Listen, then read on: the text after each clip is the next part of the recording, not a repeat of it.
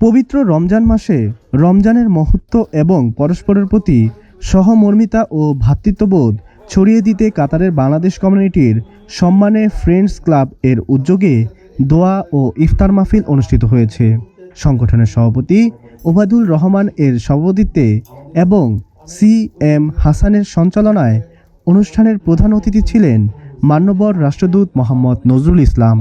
বিশেষ অতিথি হিসাবে উপস্থিত ছিলেন দূতাবাসের মিশন উপপ্রধান ওয়ালিউর রহমান, প্রতিরক্ষা উপদেষ্টা এম খায়ের উদ্দিন, বাংলাদেশ বিমানের কান্ট্রি ম্যানেজার কামাল উদ্দিন।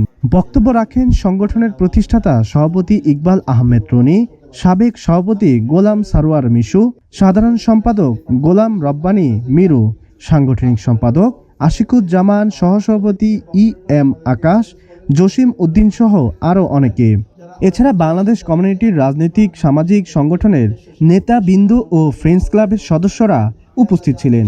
ইফতারের আগ মুহূর্তে দেশ ও বিশ্ব মুসলিম উম্মার শান্তি কামনা করে দোয়া ও মোনাজাত করা হয়।